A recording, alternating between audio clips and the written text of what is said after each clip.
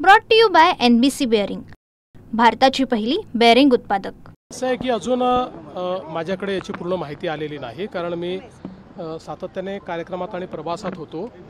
प्राथमिक माहिती फक्त माझ्याकडे आहे।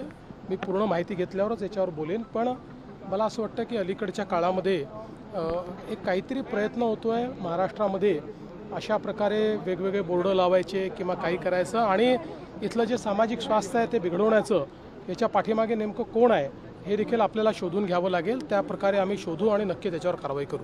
वसईमध्ये सुद्धा, मुंबईमध्ये सुद्धा अशा पद्धतीचे पोस्टर लावण्यात आले आणि आता सोशल मीडियावर सुद्धा अशा नावांचा वापर। म्हणूनच मला तेच म्हणायचं आहे की जाणीवपूर्वक हे होत आहे का?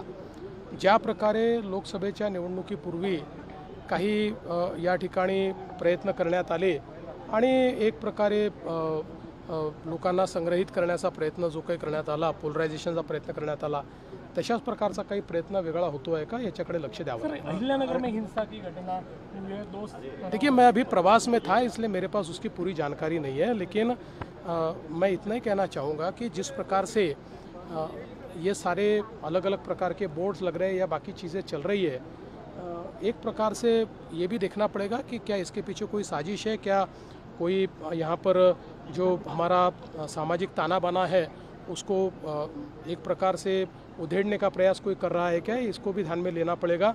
जिस प्रकार से एक पोलराइजेशन का प्रयास लोकसभा के समय महाराष्ट्र में हुआ था, कि उसी प्रकार से कोई कुछ कर रहा है, इसको भी देखना पड़ेगा। सभी को अपने अपने धर्म का अवलंब करने का पूरा अधिकार है, लेकिन इस प्रकार से लोगों के बीच तनाव पैदा हो, इस प्रकार से अगर कोई करता है तो योग्य नहीं है। Brought to you by NBC bearing, भारताची पहिली बेअरिंग उत्पादक।